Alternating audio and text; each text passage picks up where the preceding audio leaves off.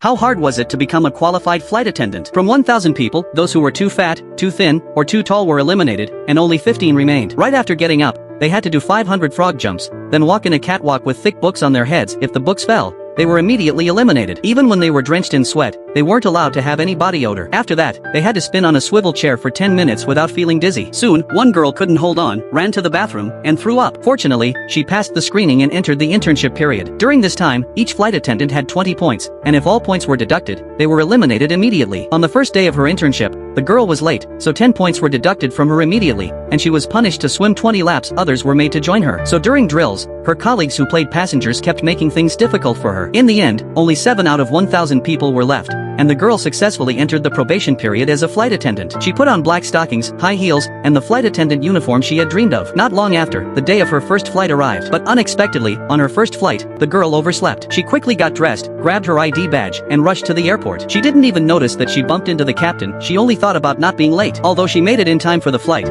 she realized that being a flight attendant was anything but easy. When she was serving food, she encountered 2 passengers arguing. When she tried to intervene, she got splashed with coffee all over. She couldn't hold back and yelled at the passengers, which shocked everyone. No one had ever seen a flight attendant dare to scold a passenger to their face. As soon as the plane landed, the girl was called to the office, criticized by her supervisor, and told to write a 20,000-word self-criticism. But the next day, the girl had another problem. She met a disheveled passenger and told him to go to economy class, but when she checked his ticket, it was for business class. The girl was terrified and apologized repeatedly, but the passenger insisted on filing a complaint. She was so angry that she vented to the air. Then, during takeoff, she found a passenger who wouldn't turn off their phone. When she reminded him to do so and couldn't bear it anymore, she grabbed the passenger. Suddenly, someone had a heart attack, and the purser quickly started first aid. But when it came to performing CPR, the colleague beside her stood still. The girl pushed her aside and did it herself, and soon the passenger's vital signs returned. Right after, the girl ran to the bathroom and vomited wildly. At that moment, the chief stewardess walked over, took off her trainee badge, and said, "From now on, you're finally a qualified flight attendant."